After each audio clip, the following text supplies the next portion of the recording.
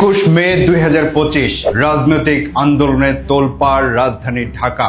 এক আন্দোলন পৌঁছালো নগর ভবন থেকে মৎস্য ভবন পর্যন্ত, আরেক আন্দোলন নির্বাচন কমিশন পর্যন্ত। অন্যদিকে সেনা কর্মকর্তাদের উদ্দেশ্যে বক্তব্য রাখছিলেন সেনাপ্রধান জেনারেল ওয়াকারুজ্জামান। পরে বিভিন্ন গণমাধ্যম সূত্রে জানা গেল কয়েকটি চলমান জাতীয় ইস্যু নিয়ে কথা বলেছেন সেনাপ্রধান। ইস্যুগুলো হলো জাতীয় নির্বাচনের তারিখ, সংস্কার, করিডোর, বন্দর ও মব ভায়োলেন্স। গণমাধ্যমে প্রকাশিত খবরে জানা গেছে আগামী ডিসেম্বরের মধ্যেই জাতীয় নির্বাচন হওয়া উচিত বলে মনে করেন সেনাবাহিনী প্রধান জেনারেল ওয়াকারুজ্জামান। তিনি কথা বলেছেন মিয়ানমারের রাখাইন রাজ্যে করিডোর দেওয়ার বিষয়েও। এ ব্যাপারে জেনারেল ওয়াকারুজ্জামানের বক্তব্য হলো, এই সিদ্ধান্তটিও একটি নির্বাচিত সরকার থেকেই আসতে হবে। তার কথায় চট্টগ্রাম বন্দরের নিউ মোরিং কন্টেইনার টার্মিনাল পরিচালনা সংক্রান্ত চলমান ইস্যুটিও উঠে এসেছে। এই সিদ্ধান্তটিও রাজনৈতিক সরকারেরই নেওয়া উচিত বলে মনে করেন তিনি। আর সংস্কারের খুঁটিনাটি বিষয়ে তিনি অবগত নন বলে জানান সেনাপ্রধান। জেনারেল ওয়াকারুজ্জামানের